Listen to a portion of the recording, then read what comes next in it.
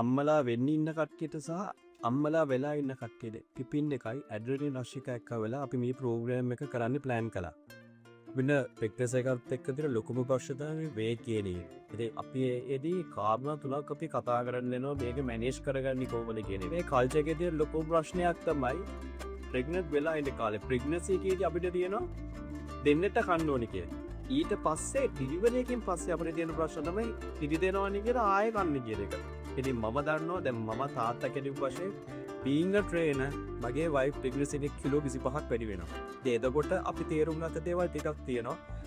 calorie deficit එක කියන දේ හැම වෙලේම අපිට බලන්න පුළුවන් නේද? yes pregnancy එකේ අපි දෙන්නෙත් කන්න ඕනේ තමයි. හැබැයි ඕනේ nutrition values ටික අපිට ආවන හොඳටම අනිත් එක තමයි ෆීඩ් කරද්දි. අපි දැකලා තියෙනවා සමහරකට ෆීඩ් කරද්දි පොඩි එකනට 6 පාරක් සමහරක් අම්මලා ෆීඩ් කරනවා. ඒ ෆීඩ් කරන හැම වෙලාවෙම ෆීඩ් කරන නිසා කුණු කිරි වතුර වීදුරුවක් හරි බොරු. අපි දන්නවා සමහරවිට මොන හරි දෙයක් කෑවම සාමාන්‍ය විනාඩි 45ක් විතර යනවා ඒක ඩයිජෙස්ට් වෙන අපේ ඇඟට ඇබ්සෝබ් වෙන්න. ඉතින් මේ වගේ දේවල් වලින් කර අපි පොන්ටක් අතරමං වෙලා ඉන්නවා. ඉතින් අපි දෙන්නෙට කන කන්සෙප්ට් එකට පොඩ්ඩක් හිතන්න කැලරි ඩිෆිසිට් එක සහ අපි ඉස්සරහට කක්ටේල් එක ගැන කතා කරන මේකෙලි අපි තව අපි කතා කරමු.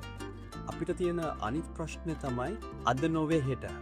a very popular statement අපේ දොරවල් උඩ. ඉතින් අපේ life එකේ ගොඩාක් වෙලාවට මේ අම්මලාට මේ සීට දේ තමයි after delivery with the changes they have gone through හරි අමාරුයි එක්සයිස් කරන්න පටන් ගන්න. ගොඩාක් වෙලාවට අපේ ડોක්ටර්ස්ලා දැන් after delivery hospital එකෙන් ලීව් කරනකොටම එක්සයිස් prescription එකක් දෙනවා.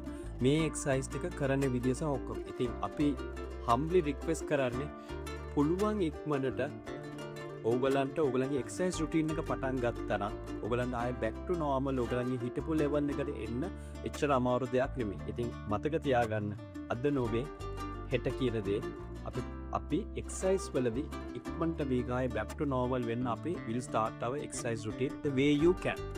right. අපි දැන් තව එක්සයිස් එකක් පෙන්වන්න හදන ඕගලන්ට ලයින් ඩවුන් වෙලා ඉදීම ඇඳේ ඉතින් ඉන්නකොටම කරන්න පුළුවන් සරල එක්සයිස් එකක්. ඔයගලන්ට මේ විදිහට රිලැක්ස් එකේ ඉන්න පුළුවන්. ඔයගලගේ බ්‍රීත් එකත් එක්ක abs contract කරන්න බලන්න. breathe in and out. breathe in එකේ උදර හුස්ම ගන්න. breathe out එකේදී හොඳට breathe out ගන්න. especially මෙතන මතක තියාගන්න අපේ low abs අපිට contract කරන්න ටිකක් අමාරුයි. keep the mind and muscle connection. breathe out කරද්දී breathe in කරද්දී muscle එක contract වෙන්න ඕන. breathe in කරද්දී අපිට මඩ පින් වෙනවා. breathe out කරද්දී බඩ contract වෙනවා. muscles ටික contract වෙනවා. so focus on that. one of the most important thing while you are exercising count කරන්න breathe එක ගැන focus කරන්න mind and muscle connection එක අපේ ඔබරන තේරෙන්නකොත් muscle එක open වෙන වෙලාවක් තියෙනවා muscle එක බැහැෙන වෙලාවක් කරනවා ඒ බැහැෙන සහ open වෙන වෙලා focus කරන්න කොයි වෙලේද වැහෙන්නේ කොයි වෙලේද ඇරෙන්නේ කී දෙක count එකයි breathe එකත් එක්ක focus කරන්න